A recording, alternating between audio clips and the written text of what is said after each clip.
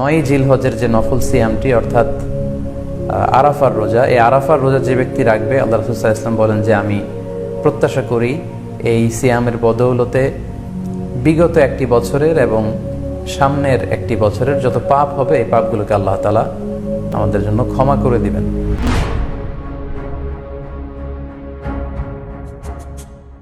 রব্বুল ইজ্জা ওয়াল জালালের দরবারে অসংখ্য শুকরিয়া জানাচ্ছি এজন্য যে আল্লাহ তাআলা আমাদেরকে যুল হিজ্জাহ জিলহজ মাসে উপনীত হওয়ার তৌফিক এনায়েত করেছেন।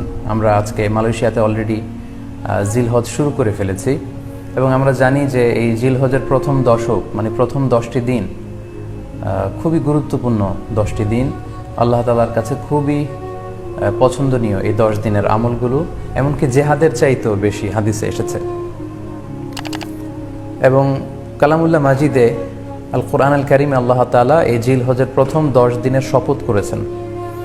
এই 10 দিনের ইবাদত আল্লাহ তাআলার কাছে এত বেশি পছন্দনীয় হওয়ার কারণ হচ্ছে এই 10 দিনে আল্লাহ তাআলা উম্মাহাতুল ইবাদাত অর্থাৎ যত মৌলিক ইবাদত আছে সবগুলো মৌলিক ইবাদতের একটা সমন্বয় করেছেন জিলহজ মাসের এই প্রথম 10 দিনে, যেটা বছরের অন্য কোনো সময় কিন্তু পাওয়া যায় না।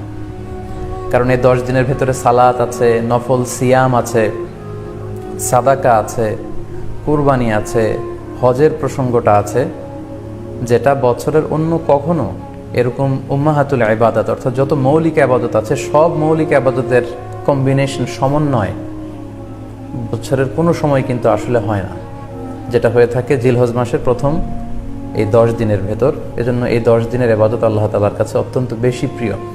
এজন্য আল্লাহ রাসূল সাল্লাল্লাহু আলাইহি ওয়াসাল্লাম এই 10 দিনে যাতে আমরা বেশি বেশি নফল ইবাদত করি আমাদেরকে উৎসাহিত করেছেন। পাশাপাশি আমরা যেন বেশি বেশি তাহমিদ, তাহলিল, তাকবীর দিয়ে এই 10টি দিনকে মুখরিত করে রাখি, এজন্য তিনি আমাদেরকে আদেশ করেছেন। এজন্য এই 10টি দিনে আমরা যেন বেশি বেশি সুবহানাল্লাহ ওয়ালহামদুলিল্লাহ লা ইলাহা ইল্লাল্লাহু আল্লাহু আকবার এই আজকারগুলো যেন আমরা বেশি বেশি পড়ি।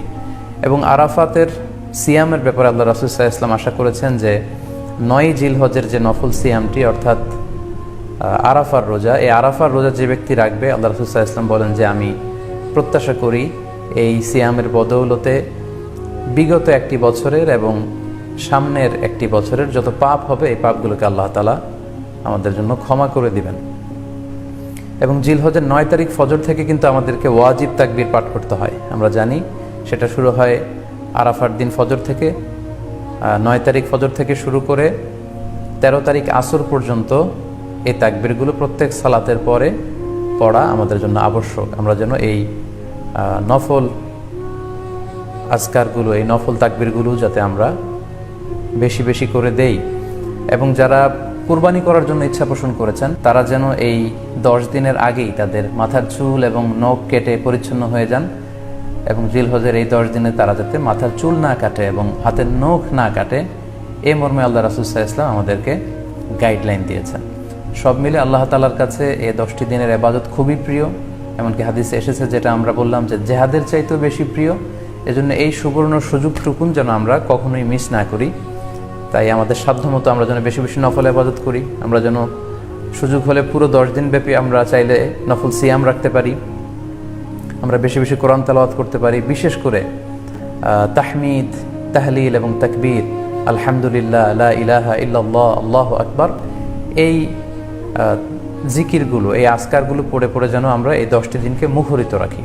আল্লাহ তাআলা জিলহজ মাসের যে মাহাত্ম্য এবং বারাকা তিনি আমাদের জন্য দিয়েছেন, এগুলো যেন আমরা বেশি বেশি হাসিল করতে পারি। আমিন ইয়া রাব্বাল আলামিন।